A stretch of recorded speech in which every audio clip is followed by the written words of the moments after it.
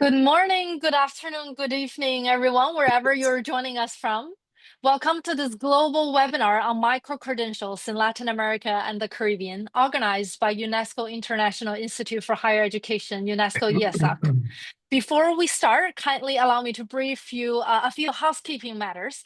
First, please note that we do have interpretation service in English and Spanish. If you go down to the very bottom of Zoom, you should be able to see the interpretation service where you can select the language.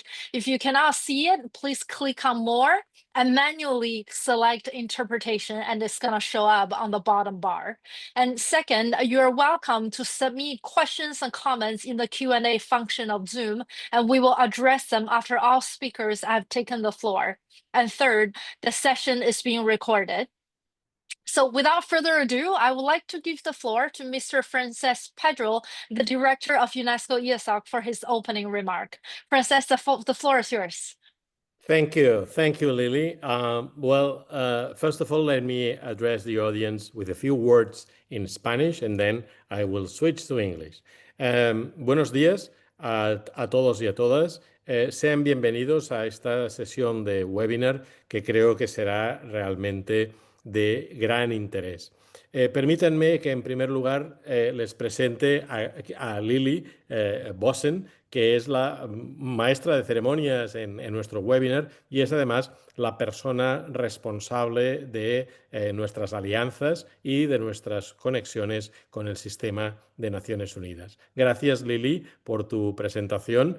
Ahora voy a pasarme al inglés para darles a todos los panelistas la bienvenida y hacer unas brevísimas reflexiones. Por tanto, si lo desean, pueden utilizar la traducción o si prefieren escuchar mi mal inglés, pues adelante.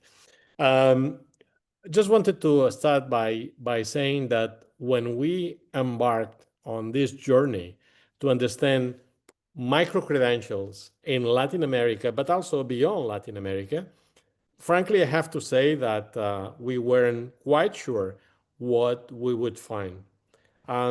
We were particularly concerned about the lack of agency from higher education institutions with just a few well-known names, including the Tecnológico de Monterrey represented here.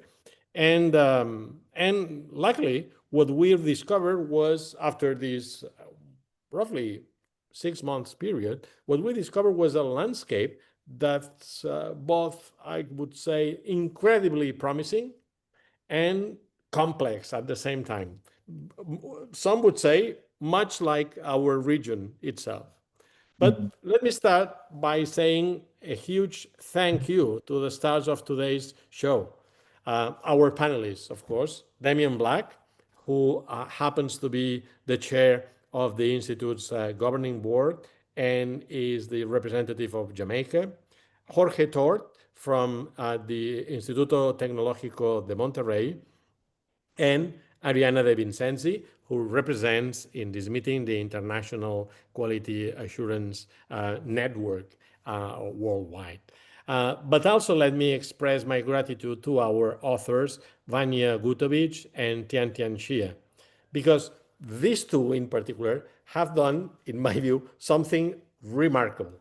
They have taken what was essentially a puzzle with 1,000 pieces, micro-credentials scattered across 33 different countries, offered by, well, a few by universities, but mostly by tech platforms, some of them coming from outside the region, industry giants, and even our own intergovernmental organizations. And I think that they have been successful in putting together a picture that actually makes sense. You will get to know in a few seconds what they have found. Let me address myself to them because Vanya and Tian, your work has given us something we desperately needed: clarity in an arena that was, to be frank, a bit chaotic. Your report doesn't just map what's happening. It shows us where we need to go. And I hope that the participants in this webinar will, at the end of it, will agree with me. But to all of you joining us today from across the region and beyond, administrators, policymakers, faculty, students, employers, and I would say some fellow dreamers of educational transformation as well, including some at the Institute like Lily herself. Thank you for being here. This conversation only works because we have voices from every corner of this ecosystem, as we like to call it. You know, what struck me most about this research and the report that is going to be launched, 51% of institutions worldwide, 51, are already offering some kind of micro-credentials, and another 68% plan to do so in the next 5 years. But here is the thing. We're not just following a global trend. We are addressing something uniquely urgent in our region. When only 46% of our students in the region are graduating from traditional programs, when access for our poorest learners sits at a, I would say, heartbreaking 10% compared to 70% for the wealthiest, when 60% of our employers can't find the skilled workers they need, that's, we believe, when micro-credentials stop being a nice to have kind of innovation and become an educational lifeline. There is a beautiful irony here, and that is that while COVID-19 challenged everything we thought we knew about education, it also accelerated something we have been working toward for years: flexible, accessible, even stackable learning that meets people where they are, not where we think they should be. As director of the Institute, what excites me about today is that we are not here to just talk about the potential. We are here to build the framework. The report you'll discuss today represents months of research. I think Vania would have preferred to have years of research. It was only months. Surveys with 46 institutions, if I'm not mistaken, interviews with key stakeholders, and consultations that took us from Mexico City to down Montevideo. But more than that, it represents our commitment to not let micro-credentials become another fragmented landscape where quality varies widely and recognition is hit or miss. We have learned from other regions. We have seen that what happens when innovation outpaces coordination. And that's why today matters. That's why the regional framework we are developing with the support of many of you matters. Because when a student in Guatemala, for instance, earns a micro-credential in digital marketing, an employer in Colombia should understand exactly what that means. When a working mother in Jamaica wants to upskill, say, in data analysis, she should be able to stack the credentials she's going to earn toward something bigger if she wants to. We're not just mapping the current landscape. We are architecting the future, I would say, a future where micro-credentials aren't a second-tier option, but a first-class pathway to opportunity. So as we dive into these discussions today, I want you to think big, to help us think big about the rural student who can now access maybe MIT level content from her village. Think about the mid-career professional who doesn't have to choose between feeding his family and upgrading his skills. Think about the indigenous woman who can now validate the knowledge her community has carried for generations. The questions we are tackling today: how do we define quality? How do we ensure recognition? How do we build sustainable funding models? How do we maintain cultural relevance while ensuring international compatibility?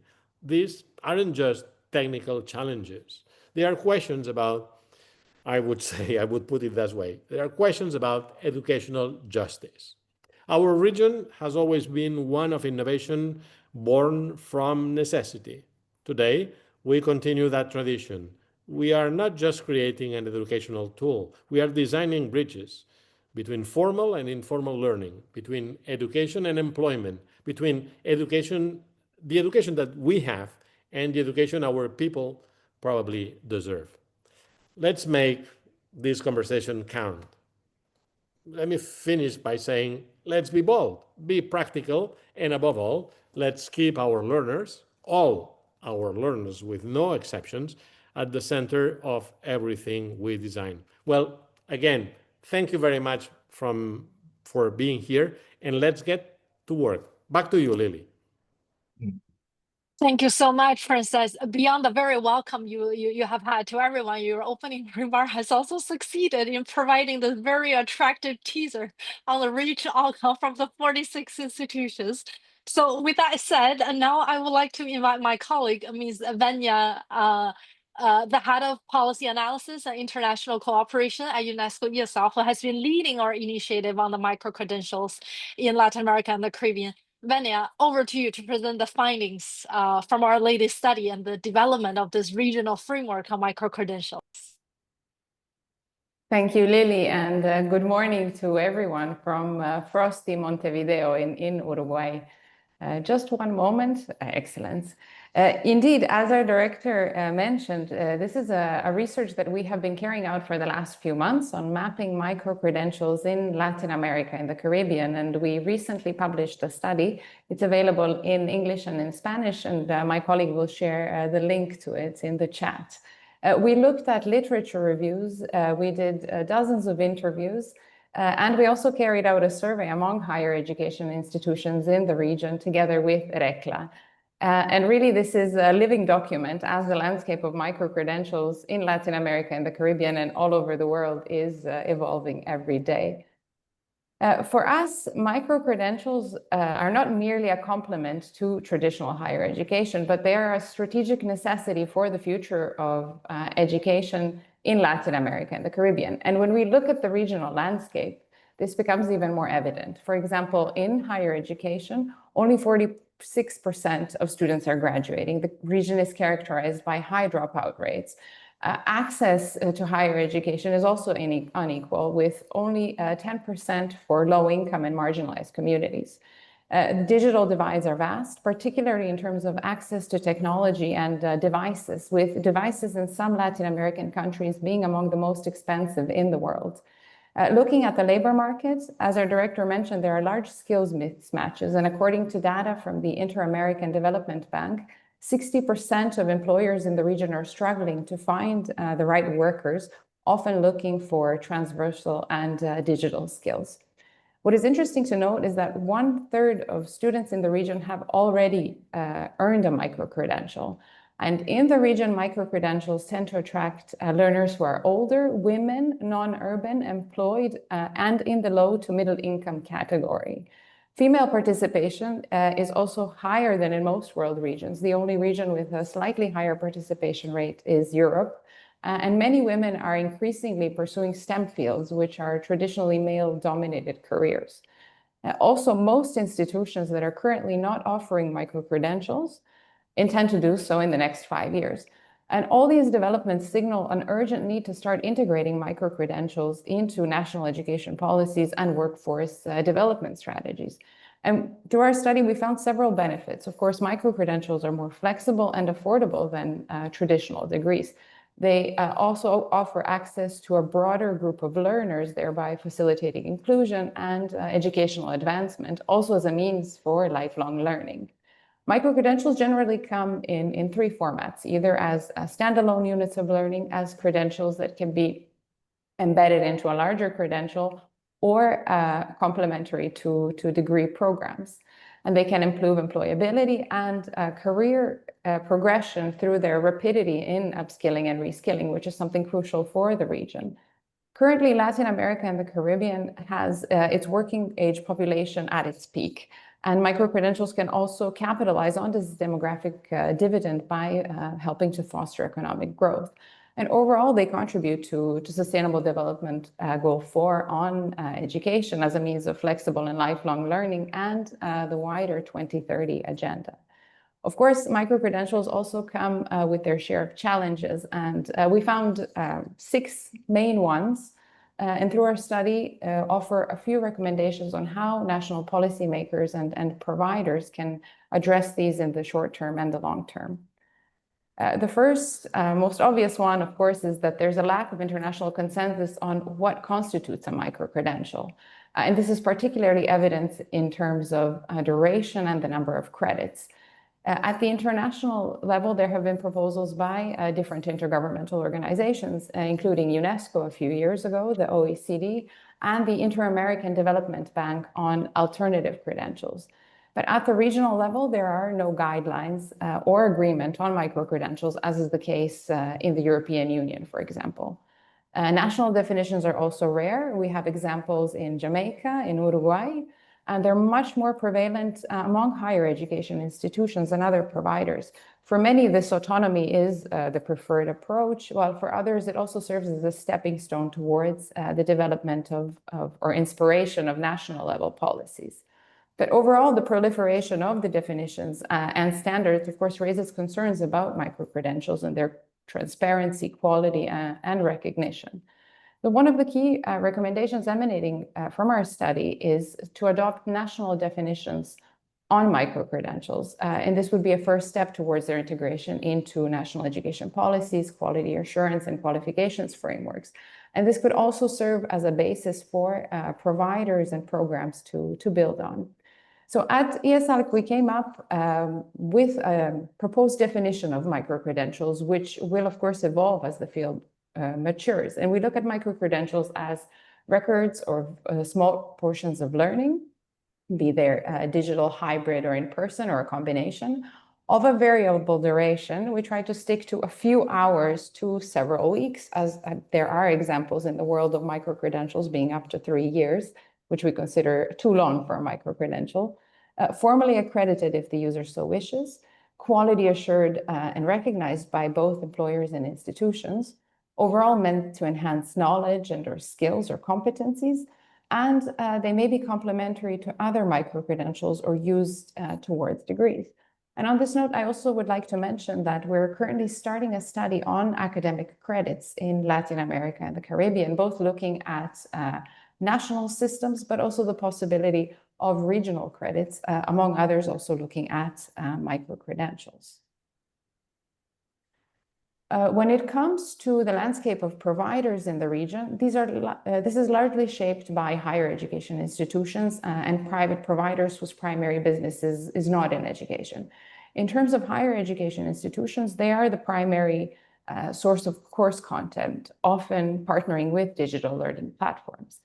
Private providers, of course, digital learning platforms with edX and Coursera being the most popular in the region, as well as industry giants like IBM or Google. But also we see a growth of regional players like digital platforms like Crehana or Educación IT, as well as regional startups such as Laboratoria, which targets disadvantaged women and aims to bring them into the tech sector. And some of the studies that we looked at also suggest that regional providers, due to their local sensitivity, can achieve higher completion rates among local students.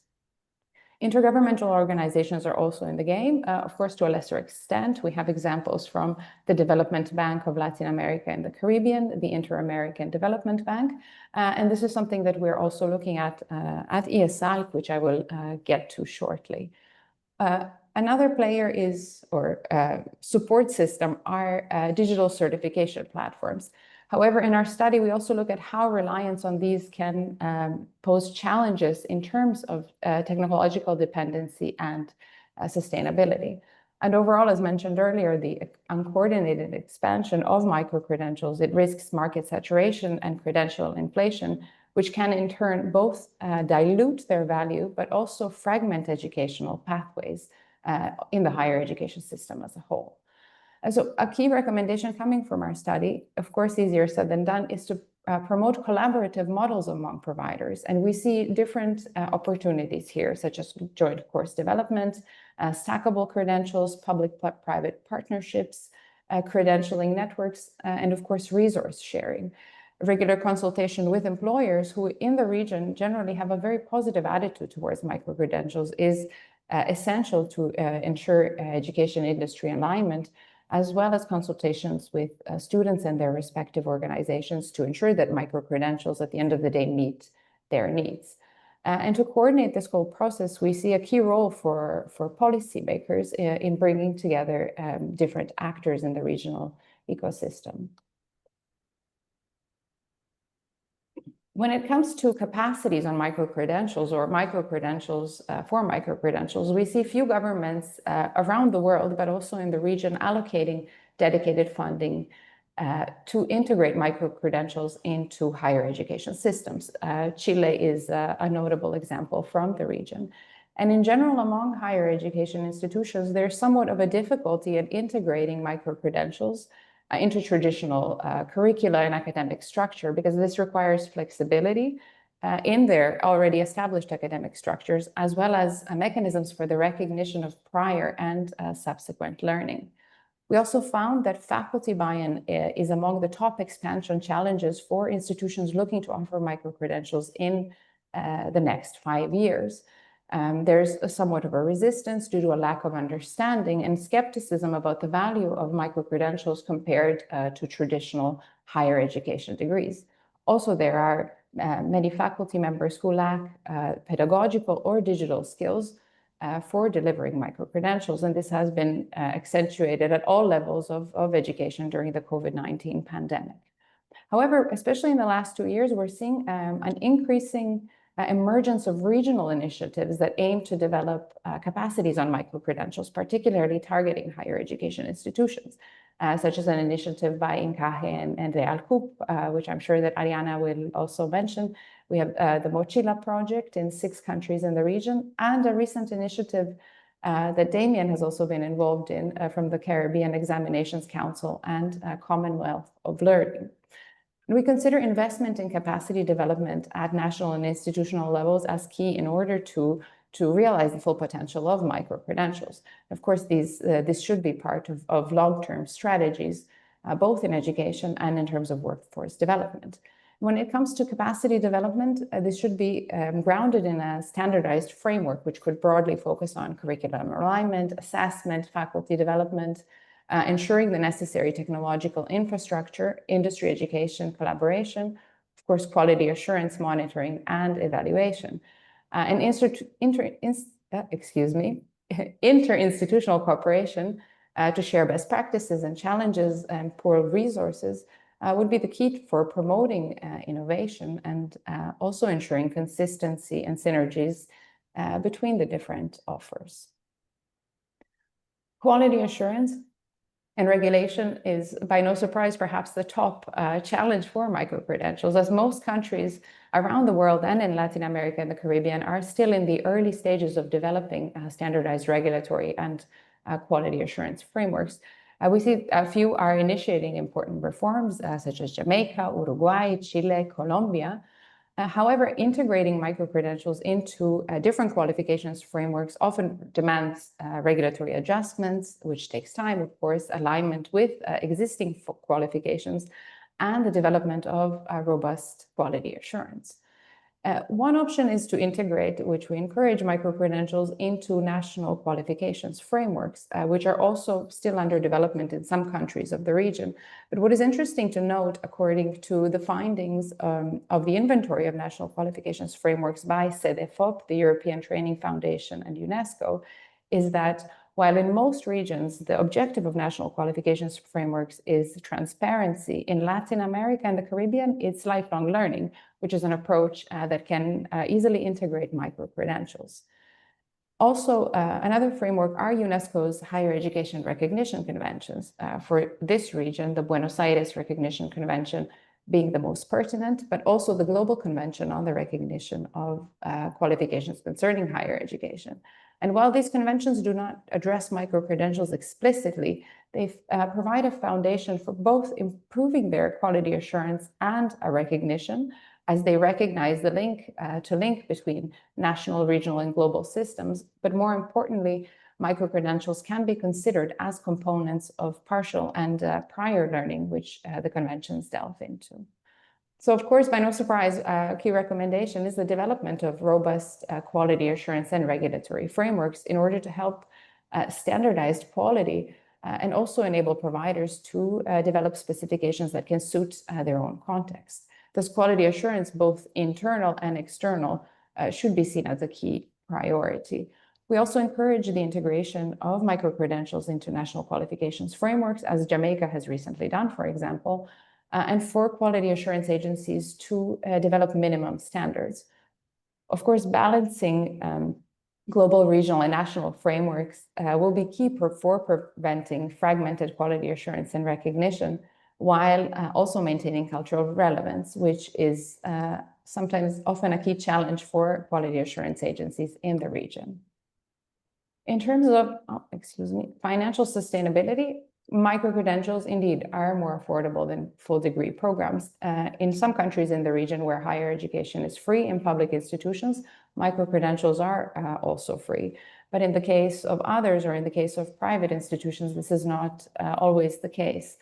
And micro-credentials often rely on short-term public funds or one-time investments. And also when there is financial support, it often fails to support learners at the point of enrollment, which particularly affects disadvantaged communities. Disadvantaged communities also often face hidden costs, as mentioned earlier, like access to devices and the internet. In order to overcome some of these cost barriers, many institutions around the world and in the region are offering modular stackable credentials and use digital platforms. Also, we see examples of employer-sponsored programs. But really, to ensure this financial sustainability of micro-credentials, as at all levels of education, it's necessary to establish continuous financial support schemes, both for providers and for learners. And these should be integrated into national policies, looking at public funding schemes, accessible grants and loans, also exploring innovative financing models that can combine cost-sharing models and strategic public-private partnerships. And also through our study, we see that really eliminating cost barriers at the point of enrollment would be very beneficial, particularly in attracting low-income and disadvantaged learners. Another key challenge is monitoring and evaluation, because overall there is a lack of evidence in all regions of the world on the impact on micro-credentials, particularly how they are improving employability, social mobility, and lifelong learning. Some providers have their own monitoring mechanisms, like Coursera, the digital platform, for example, which has found that 15% of learners that earned a micro-credentials from Coursera received an increase in their salary. But overall, at the national level and among many institutions, such schemes are lacking. And this, of course, fragmented monitoring risks wasting funding, weakening employer and learner trust, and allowing the market to proliferate with low-quality micro-credentials.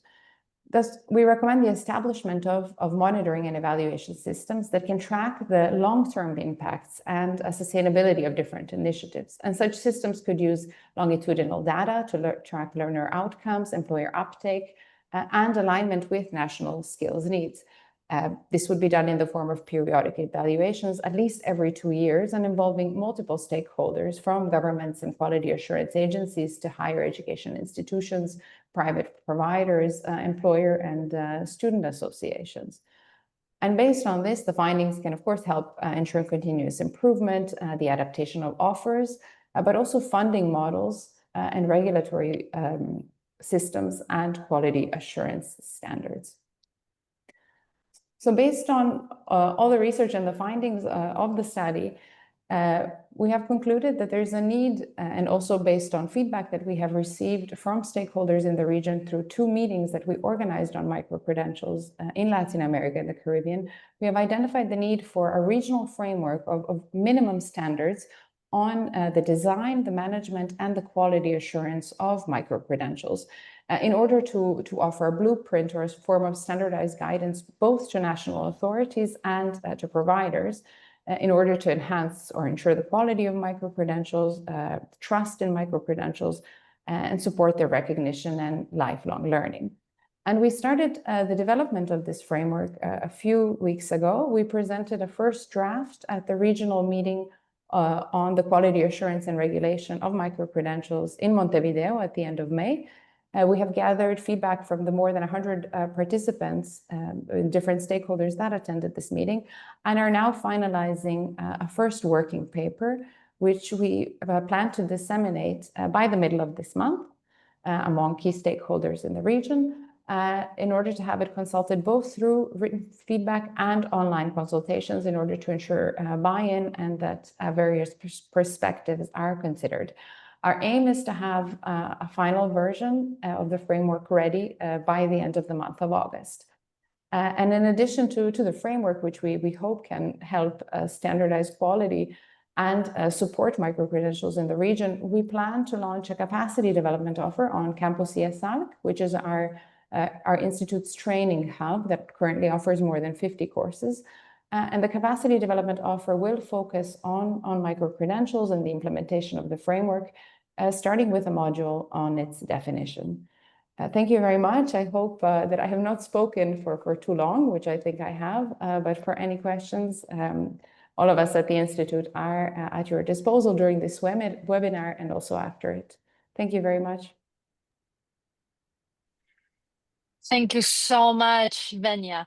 Well, I think we can agree the numbers are very powerful illustrations of the overall system, yet behind each number that Venya presented, there is an individual reality to each learner that in some way affects their entire life. And what Venya has presented, the key traits are collectively created from the past, yet every higher education stakeholder has a role to act now and for the future on the recommendations that need collaborative effort to support, and in some cases, even transform every learner's higher education path through micro-credentials. With that said, we have 3 discussants with us today, all of whom have been very actively working on micro-credentials in the region and will share with us from their respective roles in higher education. Damien, as the chairperson of the Jamaica Tertiary Education Commission, a country that has introduced significant reforms on micro-credentials, including the integration in the National Qualification Framework, what is your perspective on micro-credentials? Good morning, and thank you, Lily. Thank you, Vanya, for that overview. Let me express my appreciation for the opportunity to speak and to share. Let me, at the outset, just say the following. I was particularly struck by Frances's overview, and one line in particular when he said that micro-credentials essentially, are not secondary. They should not be seen as something you do when you're failing out, I suppose, of the formal sector, but rather they should be seen and treated as a world-class qualifications pathway. And for us in Jamaica, against the background of our the current state of our labor force, our workforce, the requirements of the modern labor market, and our people as they migrate, the extent to which they go, micro-credentials and the qualifications that they may have access to, given Vanya's report, are critical, and they should be treated as such. World-class qualifications pathway. So thank you for that insight and notion, Francis. I also just want to acknowledge that for us here in Jamaica, we have the situation that our workforce, in very many respects, we have a large number of individuals who are not certified. This does not mean that they're not competent in particular areas. This does not mean that they aren't working gainfully, but the extent to which there are formal qualifications in their portfolio, that is a significant issue. This, of course, affects their ability to pursue additional professional or training options. This affects their ability to, in relation to formal employment, demand the income and remuneration that they may deserve. And so we have to appreciate this background to this situation here in Jamaica. And I figure that this is a story that is repeated in the Caribbean and throughout the region. Vanya spoke to the whole issue of a definition. And for us here in Jamaica, we have to note that whilst we appreciate UNESCO's definition, and that is a solid benchmark, for us, we have defined a micro-credential as a record of assessed standardized learning outcomes associated with the National Qualifications Framework of Jamaica. These qualifications are awarded by an approved provider to a learner upon completion of a small volume of learning, certainly through specific courses in the formal sector or on the basis of assessing learning outcomes using prior learning assessment and recognition. Microcredentials are underpinned by principles of stackability, portability, authenticity, and then certainly, as was noted, we have got to define and ensure that quality defines certainly what it is that is produced by way of a qualification in whatever format, and certainly the extent to which persons are able to use them in advance of their own career. We have developed and operationalized the National Qualifications Framework of Jamaica, and this is significant. Associated with this, what we wish to do is to further develop a national qualification system policy that would provide an overarching policy framework for the National Qualifications Framework of Jamaica and the supporting architecture. We are on the journey to ratify the global and regional conventions. However, what we have done at a preliminary action is to ensure that the standards and guidelines that we have developed for the microcredentials and digital badges are aligned in various elements, and then also aspects of the qualification system that we have already in place. So, for example, in developing our qualifications registry, we utilize the International Standards Classification in Education, as in Article 2, Section 5A, subsection 3.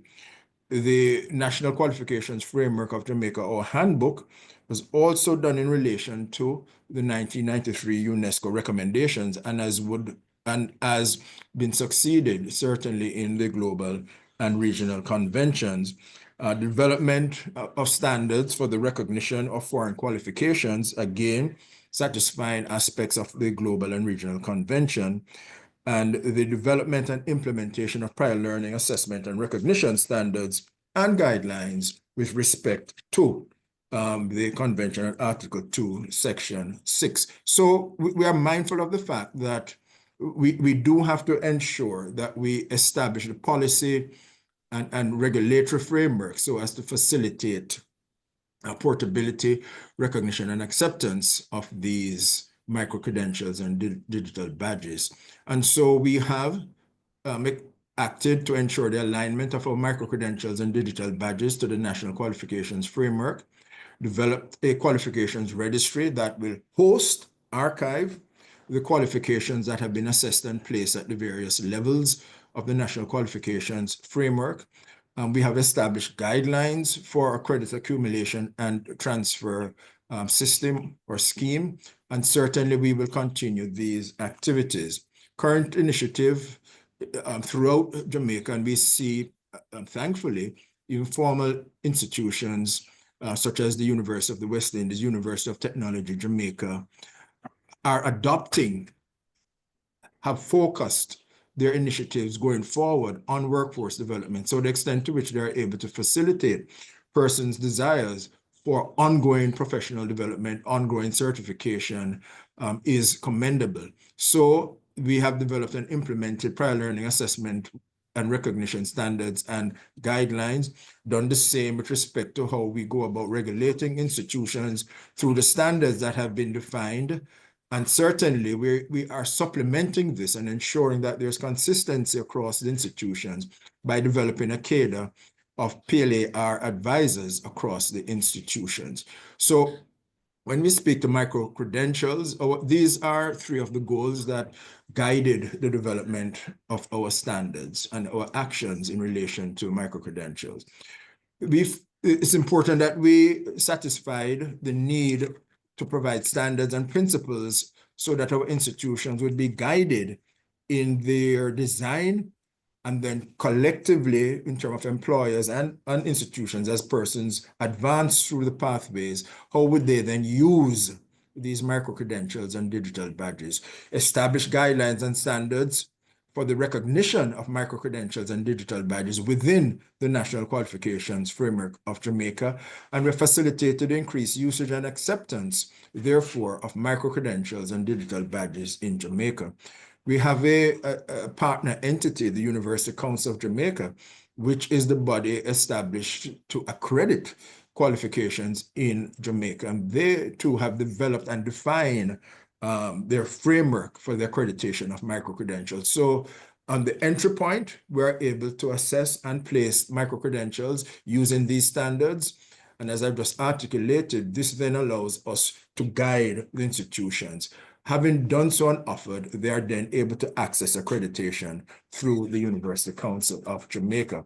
And so we have developed micro-credential standards that are aligned with the National Qualifications Framework. We have developed standards for digital badges, and we are developing proposing guidelines, beg your pardon, for the use of open badges.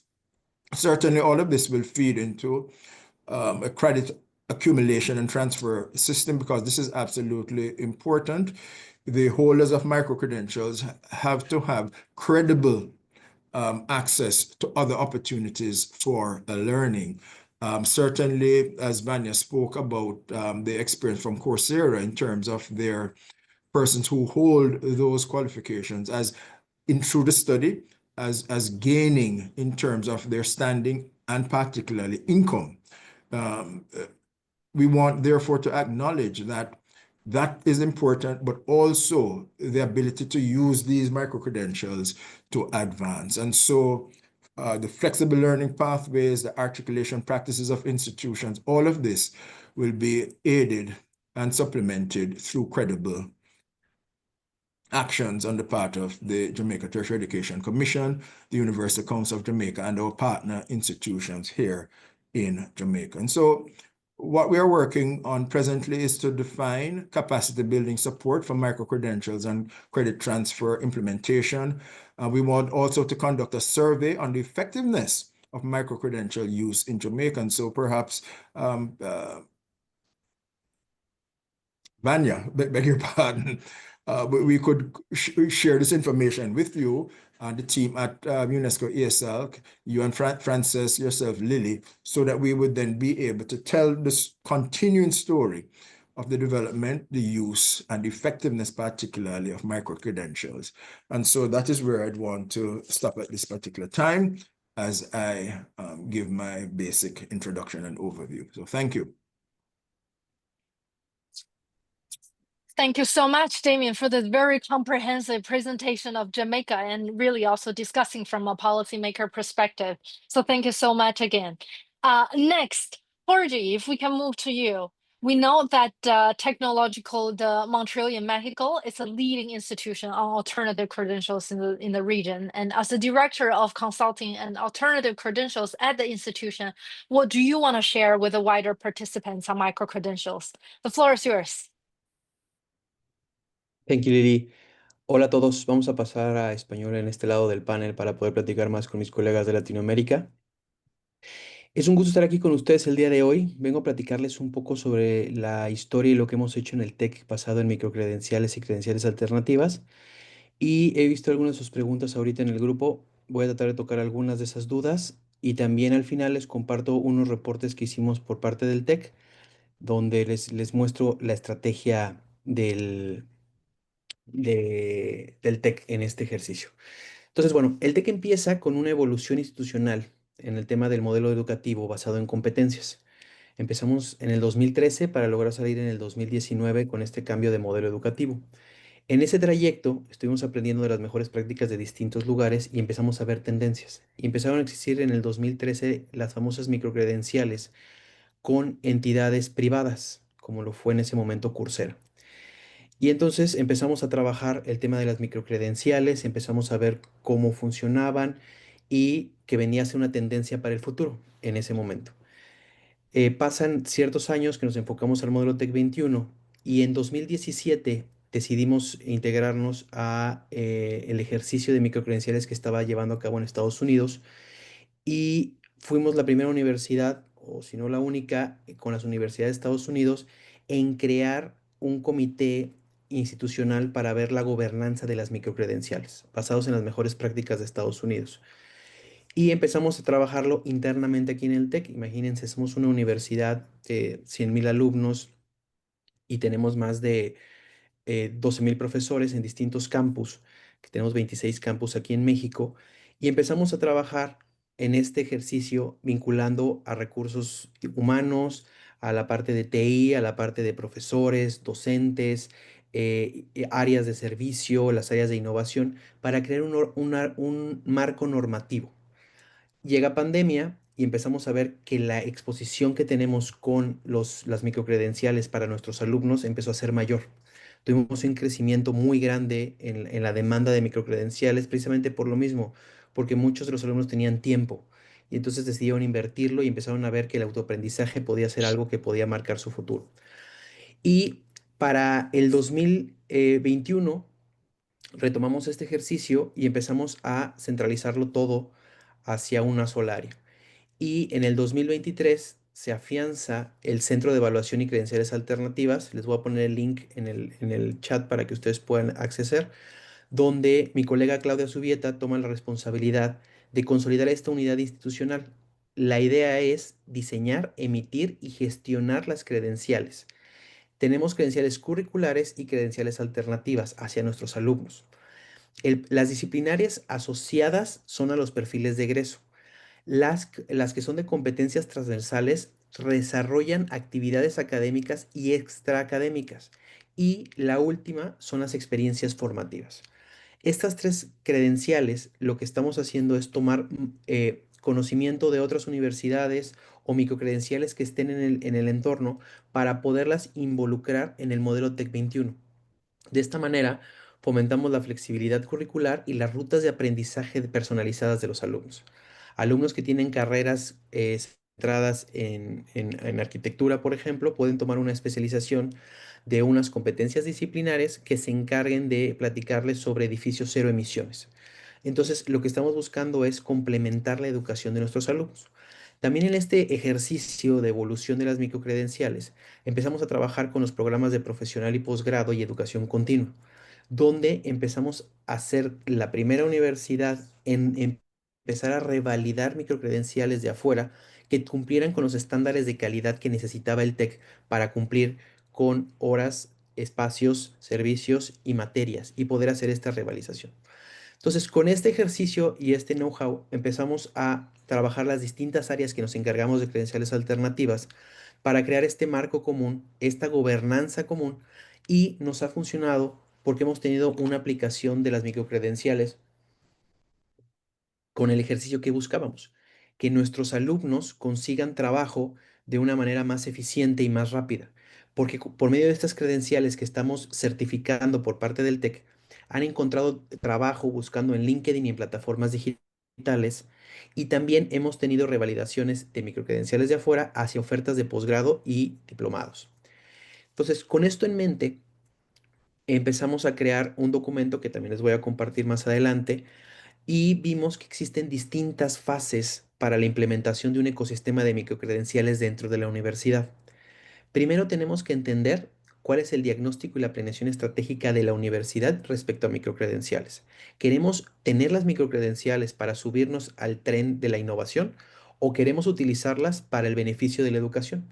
Así como lo comentó Vanya ahorita en su documento, el ejercicio de las microcredenciales es para que las personas encuentren trabajo y se capaciten. Francés lo dijo en la introducción, buscar esas oportunidades en donde las personas les cuesta trabajo llegar a una educación de calidad. Entonces, si traemos eso en mente, vamos por un buen camino. Sí nos va a ayudar en el tema de innovación porque vamos a cambiar nuestros esquemas mentales en la aplicación de las microcredenciales dentro de la universidad. Pero el enfoque principal es ese, llegar a más personas con una calidad de bajo costo y con mayor impacto. La idea también viene desde el TEC de Monterrey en diseñar las microcredenciales por competencias y contenidos. A diferencia de otras plataformas, así lo vi también en el chat, hay plataformas o instituciones que otorgan microcredenciales por 10 horas. Tendríamos que ver qué competencia es la que delimitan para otorgar esta microcredencial. No podemos decir que por acceder a un curso de 10 horas ya tiene una microcredencial. Lo que buscamos nosotros es que la persona se lleve una competencia que sea aplicable después de haber tomado la microcredencial, siguiendo estándares y calidad en la entrega del material. Luego vemos una parte de políticas y regularizaciones. No solamente es la política del país hacia la universidad, son las políticas internas. Tenemos que entender también que hay muchos temas de gestión y tenemos que dividirnos y generar un comité interuniversidad, donde distintos actores que normalmente pueden no trabajar en común, tienen que trabajar en común para lograr la mejor aplicación de la microcredencial y el entendimiento de lo mismo. Tenemos que pensar también en la parte de tecnología y evaluación. El querer montarnos a otorgar microcredenciales no solamente es la estructura de la microcredencial basado en competencias, no solamente es el aseguramiento de la calidad para la entrega, es también la tecnología y la forma en que evaluamos, porque esa tecnología la necesitamos tener en la institución y tenemos que pagar por ella. Tenemos que tener una plataforma para entregar las microcredenciales, para darle seguimiento, para estampar las microcredenciales. Entonces tenemos que buscar la mejor alternativa que se aplique a la institución, pero también a los estándares internacionales. Recuerden que una vez que la universidad decide crear microcredenciales, tiene que pensar que su microcredencial no es para su región o para su universidad o para sus alumnos, es para el mundo. Estamos abriendo la educación para todo el mundo y cualquier persona de cualquier parte del mundo lo puede hacer. Ayer me llegó un reporte de mi equipo de Coursera donde en nuestro top 10 de países, el número 10 ahora es la India. Imagínense, o sea, es un crecimiento y es una exposición que tenemos a nivel internacional. Y por último, una vez que tenemos todo esto, ya tenemos las áreas involucradas, tenemos hacia dónde queremos ir, tenemos que tiene que estar basadas en competencias y curados los contenidos, ya tenemos la tecnología de evaluación, generamos la gobernanza y es la estructura que tenemos que seguir para crear una gobernanza dentro de la institución con los distintos actores y tener una aplicación en el aseguramiento de la calidad de las microcredenciales. De los principales desafíos que vemos nosotros es que estamos buscando armar una red en conjunto con distintas universidades y entidades para poder otorgar las microcredenciales basados en un solo entendido. Nosotros como TEC hemos buscado las mejores prácticas en Estados Unidos, en Europa y en Australia, entre otras entidades y lo que hemos platicado. Yo ahorita soy parte del GMA Global MOOC Alliance, donde estamos también platicando con universidades en Rusia, en China y en distintas partes del mundo para poder crear la mejor experiencia dentro de los MOOCs, que aunque son considerados microcredenciales, tenemos que ver la parte de evaluación y seguimiento para asegurarnos que la persona que tomó el MOOC tenga un seguimiento correcto en el tema de microcredenciales. Entonces, en este marco del TEC de Monterrey, pues hemos ya trabajado con distintas entidades. Una de las universidades con las que hemos trabajado aquí en México es una universidad virtual donde co-creamos un modelo de microcredenciales para una universidad pública 100% virtual que tuvo un impacto positivo en las políticas públicas del Estado. Entonces, esto ha generado que se vaya creando un ecosistema de microcredenciales en México y vayamos teniendo un mayor impacto, porque tenemos que asegurarnos estar bajo la normativa sí legal del país y del continente, pero también tenemos que entender que las microcredenciales, aunque estén en un aseguramiento de la calidad, de seguridad, donde sepamos que tienen el contenido correcto, tienen las competencias correctas y tienen el ejercicio correcto, cualquier entidad que cumpla con eso podría dar las microcredenciales. Empresas, escuelas, industria, y eso le va a dar al final el valor de la microcredencial se la va a dar el empleador, porque es el que va a contratar por ella en microcredenciales especializadas para eso. Entonces, es como mi último mensaje y les doy gracias. Aquí me quedo para cualquier pregunta y respuesta y en un momento les pego en el chat las ligas de interés sobre proyectos del TEC de Monterrey. Gracias.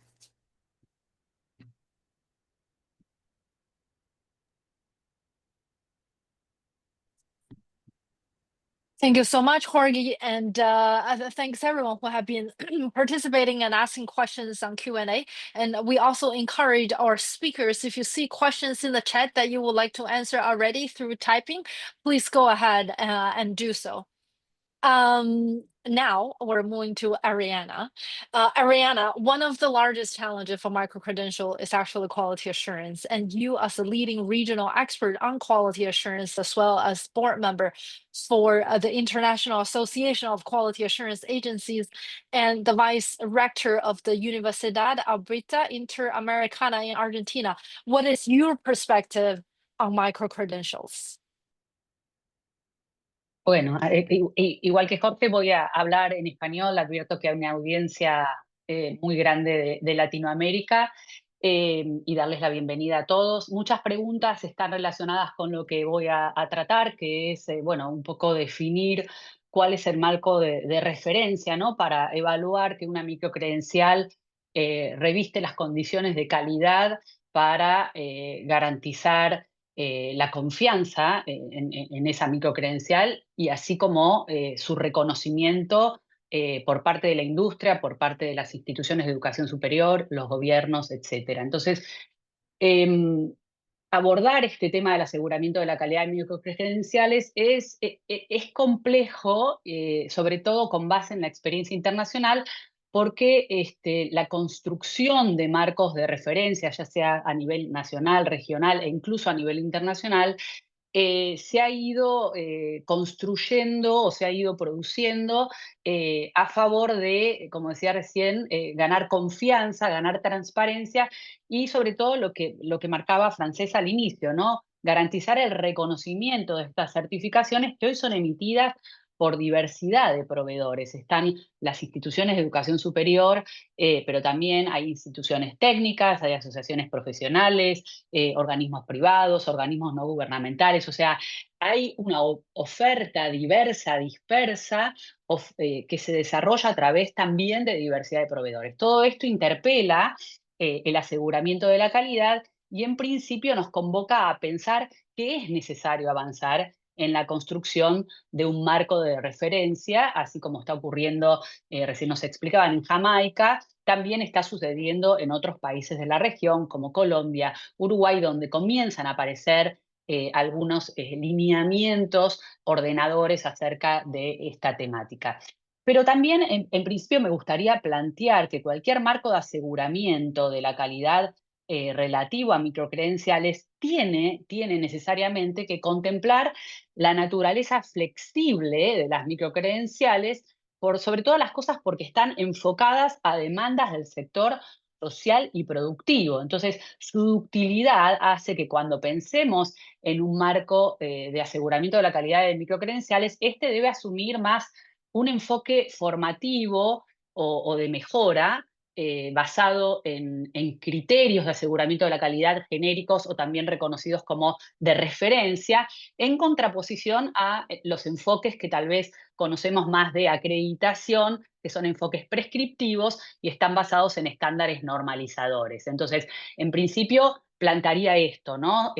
Muchos países han avanzado con orientaciones no vinculantes e incluso con marcos de referencia nacionales vinculantes, como, bueno, recién mencionaban en Jamaica, pero siempre sobre la base de criterios genéricos y de referencias que no condicionen la naturaleza flexible y enfocada a demandas del sector socioproductivo que tienen las microcredenciales. En segundo lugar, digo, también es importante tener en cuenta que este marco de referencia debe garantizar orientaciones que puedan ser apropiadas por la diversidad de proveedores que recién mencionaba para garantizar no solo su pertinencia, sino también la confianza, tanto en ellos como en las microcredenciales que ofrecen. Ahora, cuando pensamos en qué elementos tienen que tenerse en cuenta al momento de configurar estos marcos de aseguramiento de la calidad, me remito a experiencias que hoy podemos leer, podemos descargar de las páginas web de las agencias de aseguramiento de la calidad, por ejemplo, de Nueva Zelanda, de Australia, de Malasia.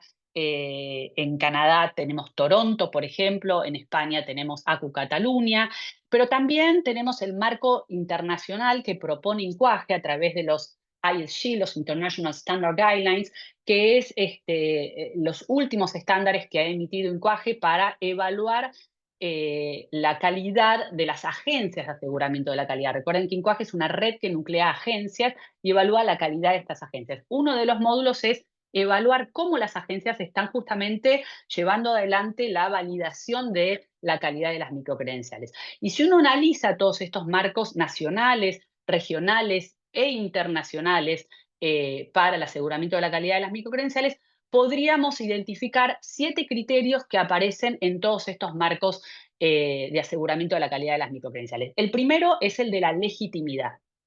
O sea, como decía recién Jorge, cualquier institución que se dedique, cualquier proveedor, sea una institución de educación superior o sea cualquier otro tipo de organización, que se asuma la responsabilidad de emitir microcredenciales, ya sea como correlato de un curso o del reconocimiento de aprendizajes previos, debe tener un mandato expresado en una estrategia. Digamos, tiene que haber una estrategia clara en relación a en el caso que se diseñen, simplemente se emitan microcredenciales en línea con la estrategia institucional, en línea con el agregado de valor para el estudiante y, por supuesto, en línea con las demandas del sector socioproductivo de su territorio o de la región a la que apunta. Y, por supuesto, tiene que tener capacidad operativa, financiera y pedagógica para desarrollar microcredenciales, porque esto implica una inversión importante, sobre todo en tecnología, por la naturaleza de lo digital de este tipo de microcredenciales, ¿no?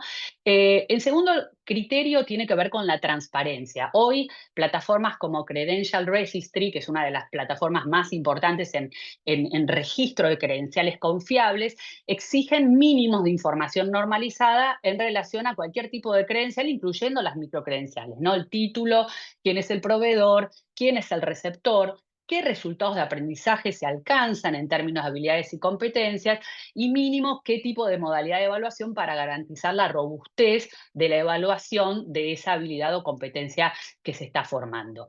En tercer lugar, y esto tiene que ver con un componente intrínseco a la definición de microcredenciales que hoy nos ofrece la Comisión Europea o la UNESCO, es que cualquier microcredencial debe responder a criterios de aseguramiento de la calidad. Entonces, digo, ya de por sí la propia definición de microcredenciales que hoy adoptan organismos referentes como UNESCO, Comisión Europea, incorporan el componente de cumplir con criterios de aseguramiento de la calidad. Criterios externos, pero también criterios internos. Por ejemplo, que existan procesos documentados dentro de la institución o de la organización a la que se refiera para revisar periódicamente la política en torno a las microcredenciales y tomar decisiones con base a datos, ¿no? Base a datos que también contemplen lo que sucede en los participantes y todas las partes interesadas, ¿no? Incluyendo los gobiernos.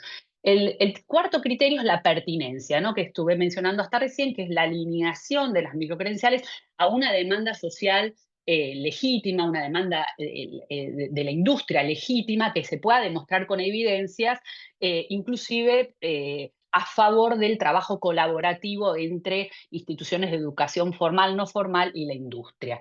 El quinto criterio es la portabilidad. Esto está muy asociado con el tipo de formato en el que se diseñan las microcredenciales y la importancia de trabajar con los estándares abiertos como el Batch 3.0 para garantizar la interoperabilidad, ¿no? Que estas microcredenciales puedan ser utilizadas en distintos sistemas, en distintos países, en distintos entornos laborales, como también decía Jorge recién. O sea, nuestras microcredenciales tienen que poder ser utilizadas o transferibles a distintos escenarios. Y en la medida en que se pretenden otorgar créditos académicos a favor de accesos a cualificaciones más complejas, porque Van ya planteaba, digamos, muchas microcredenciales complementan otras certificaciones e incluso complementan macrocredenciales. Entonces, en este sentido, tiene que haber una alineación con los niveles formativos correspondientes a los marcos nacionales de cualificaciones o a los marcos regionales e inclusive al marco mundial de cualificaciones que abona, digamos, a esta armonización de los sistemas de cualificaciones. El sexto criterio tiene que ver con la validez y es la robustez de la manera en que se verifica que los aprendizajes adquiridos realmente devienen en una actuación del sujeto que los alcanza. Y finalmente la equidad, que es garantizar en un escenario de inclusión accesibilidad y adaptabilidad a distintos destinatarios. A ver, la idea de estos criterios que menciono es esencialmente ofrecer una base sólida para garantizar la calidad. Y también mantener la flexibilidad que hace valiosa las microcredenciales. O sea, lo que estoy planteando es que no se trata de controlarlas desde esquemas tradicionales de aseguramiento de la calidad, sino garantizar, en el caso que corresponda, el diseño, la implementación y la certificación conforme a criterios claros, confiables y principalmente centrados en el valor agregado para el estudiante. Hasta acá, digamos, mi participación en esta parte y bueno, sigo para las preguntas. Gracias.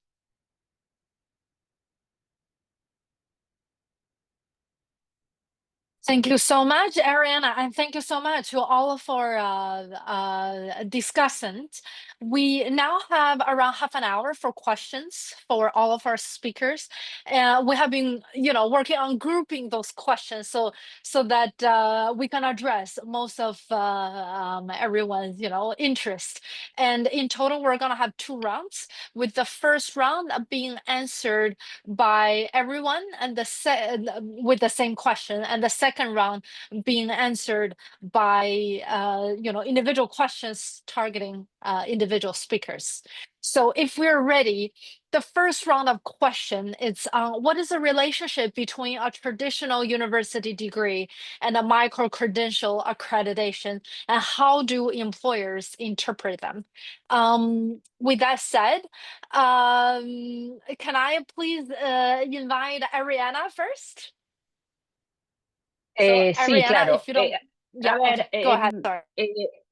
Una credencial, una macrocredencial, como le llamamos, cualquier tipo de certificación que emite una institución de educación superior, responde a un conjunto de criterios que en la región y en general en el mundo han sido definidos a través de sistemas de aseguramiento de la calidad. Hoy en nuestra región, en un estudio que acabamos de terminar en INCUAGE sobre 33 países de la región de Latinoamérica y el Caribe, encontramos que el 80% de los países de la región ya tienen un sistema de aseguramiento de la calidad consolidado para verificar la calidad de esas titulaciones que se emiten en los niveles técnicos de licenciatura o bachilleratos, de maestrías y doctorados. Ahora bien, cuando aparecen y surgen estas microcredenciales, que no es algo que surjan en estos últimos años, sino que ya desde el año 2013 comienzan a aparecer con mayor vigor, más allá de las plataformas MOOCs a través de iniciativas de universidades, empezamos a notar que estas microcredenciales, desde la perspectiva académica, debieran tener exactamente los mismos requisitos que una macrocredencial, ¿no? En términos de cumplir con resultados de aprendizaje, promover una evaluación robusta, estar alineada a la formación en competencias, que es como la tendencia del paradigma educativo centrado en el estudiante, y cumplir con criterios de aseguramiento de la calidad.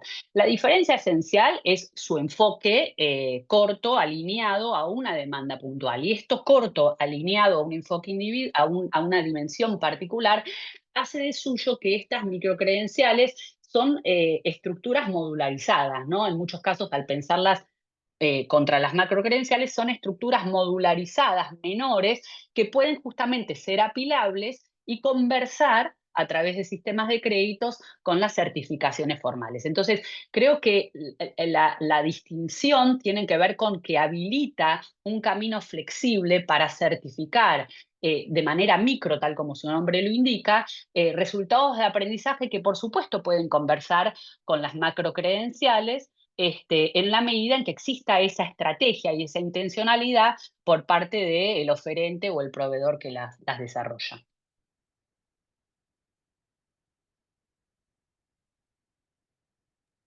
Thank you so much, Ariana. Damien, if you don't mind, you're at the next one. Okay, thank you. Essentially, I agree with what Ariana has just shared there. This whole matter of the assuring quality of the micro-credential. As she has noted, there is a history and a significant history of bodies involved in accreditation of qualifications at varying lengths. And I think that what they have done successfully is to transfer the competence in that traditional accredit or activity to micro-credentials. Critically, however, bearing in mind that the nature of a microcredential, sometimes it's unlike a traditional degree or qualification, which may just be there, for quite a long period. A microcredential might be there just to satisfy a moment or a period or the existence of an economic opportunity in a country, in a particular labor market segment. And so when you speak in terms of the agency that accredits or quality assures, then the issue is really going to be to be able to respond with some agility and flexibility, knowing that that is going to be critical to the health of the awarding entity, and then also to be able to satisfy the needs of the labor market. So, I mean, traditional aspects, labor learning outcomes-based, verifiability, standards-driven, accessibility is a critical issue, its relevance and appropriateness, and these are factors that have to be taken into consideration. So thank you. Thank you so much, Damien. Jorge, floor is yours. Gracias. Bueno, es que me puse a contestar todas las preguntas que me estaban llegando. En este ejercicio, creo que lo que decía Ariana está alineado con lo que digo yo y con lo que dice Damon, que viene en el aseguramiento de la calidad de las microcredenciales nos va a dar que tengamos un marco común de referencia. Ahorita varias preguntas decían, oye, pero me interesa saber cuál es ese ejercicio, cuáles son las cosas que puedo ir creando en la universidad, cuáles son las diferencias de las insignias, del aseguramiento de que lo que estoy entregando llegue a una persona. Había una pregunta también, por ejemplo, de si caduca la microcredencial. Entonces, todo eso, lo que estamos buscando ahorita, organizarnos entre todas las instituciones, es crear ese marco de referencia común. Ariana ya tiene mucho camino recorrido con el lenguaje y nosotros tenemos un camino muy parecido igual y con un seguimiento enfocado. Entonces, lo que creo yo es que podemos crear este ecosistema en conjunto y por eso es que estamos aquí en este evento.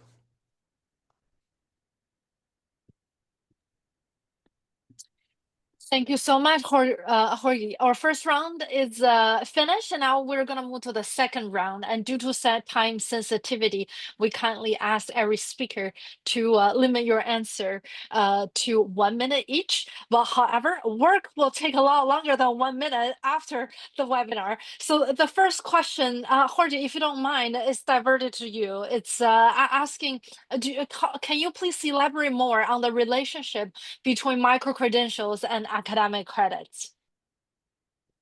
Claro que sí. A ver, nosotros decidimos, este es el ejercicio del TEC de Monterrey y lo hemos aplicado ya con otras universidades. Nosotros, si algunos no conocen, nosotros pasamos de un modelo basado en clases a basado a competencias.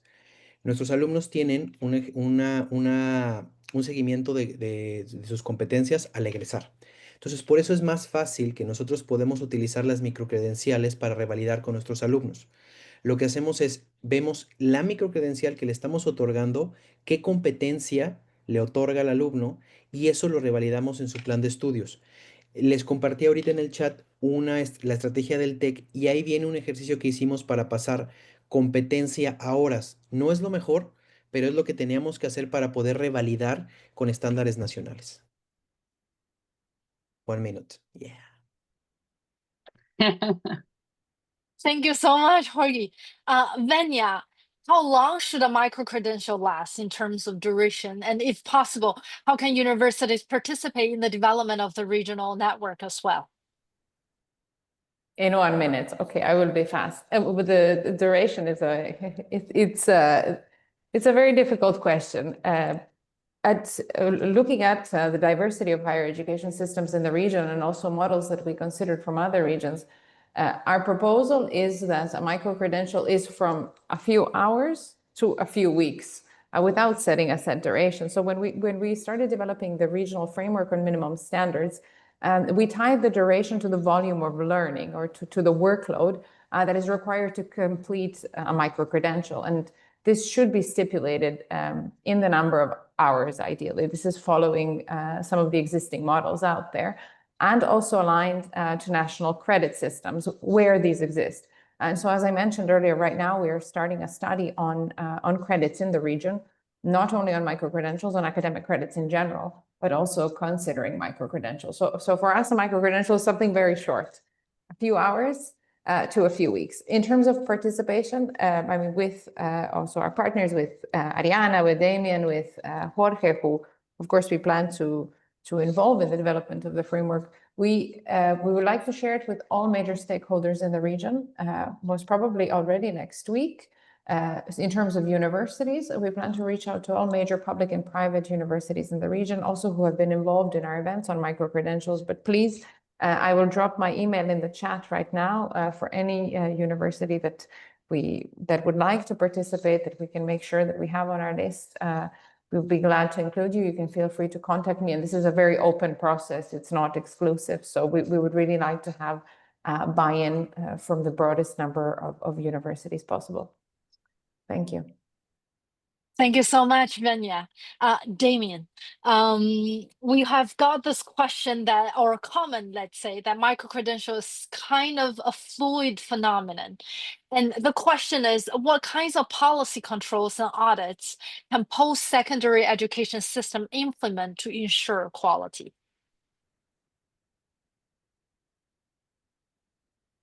You're muted. Damien, you're muted. Thank you. So sorry about that. No, I was just making a quick comment that I was actually just typing a response to it in the chat. And so you have asked, but basically it would essentially be a repetition of what I said earlier. One of the things about quality assurance agencies is that we very often have to struggle with the need to control and to tightly control.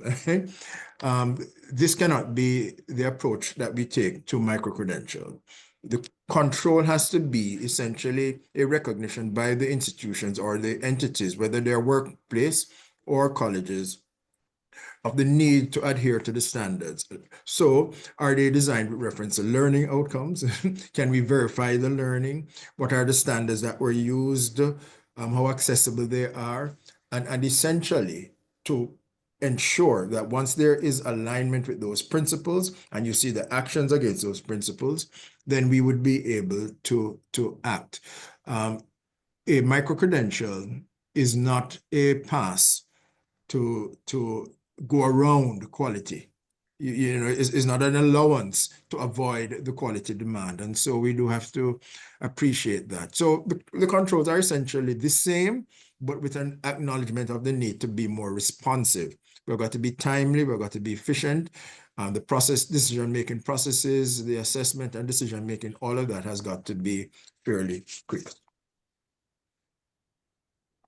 Thank you so much, Damien. Ariana, last but not the least, what potential strategies do you see as mobilizing to scale up from regional efforts to global implementation of microcredentials?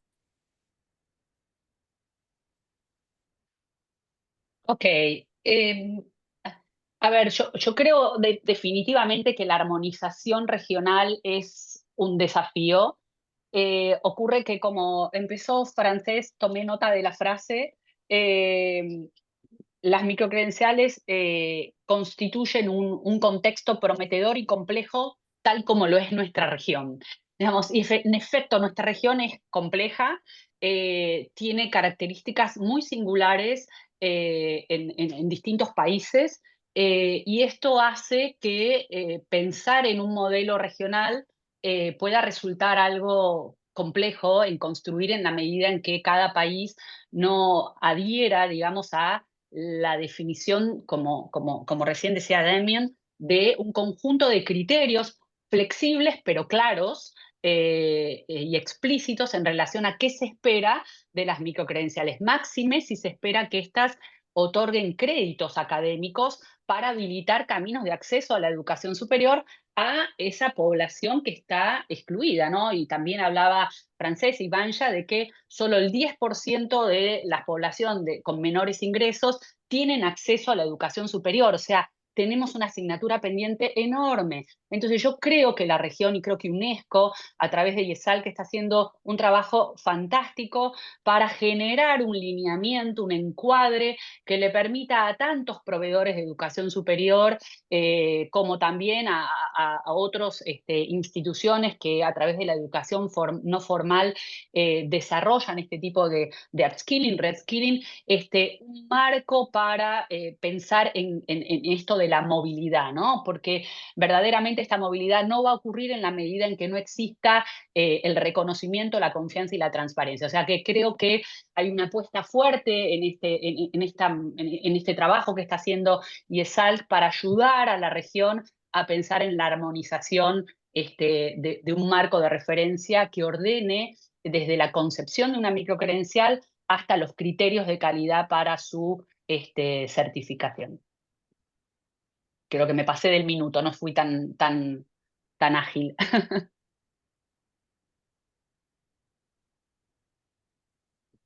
Thank you so much, Ariana. So thank you so much for everyone's, enthusiasm and interest in this topic of micro-credentials and being so interactive and engaging through the chat. And thanks again to all of our speakers who have wholeheartedly, shared their knowledge and their experiences on micro-credentials today. So thank you again for joining us. As part of the closing, we want to say that micro-credential is a topic of major importance for UNESCO, ESALC, and the broader Latin America and the Caribbean region, with many opportunities for interregional cooperation and scaling up to the global level.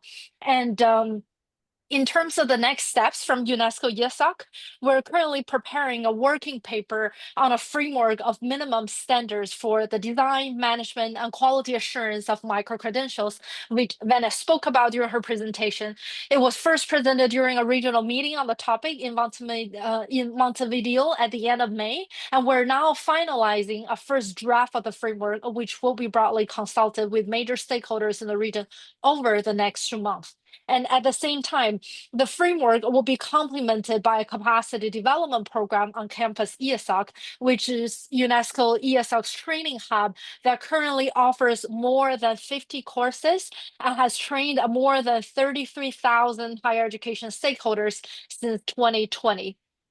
And we hope that everyone is leaving today with some calls to actions to support micro-credentials in Latin America and the Caribbean region, as well as globally. Should you hope to learn more or have more questions on micro-credentials, please reach out to Venya, who has already posted her email in the chat. And if you wish to learn more about UNESCO ESALC's work overall, please kindly follow up on LinkedIn, Twitter, Facebook, and Instagram. And before we log off, please give a round of applause to our outstanding speakers for today's webinar. Frances, Venya, Damien, Jordi, and Ariana, thank you so much again for joining us and providing such comprehensive perspective on micro-credentials in Latin America and the Caribbean, and looking forward to connecting with everyone soon. Thank you so much. Have a wonderful day wherever you are. Thank you. Bye-bye. Gracias, muchas Thank you. gracias. Bye-bye. Gracias Bye. a ustedes. Chao.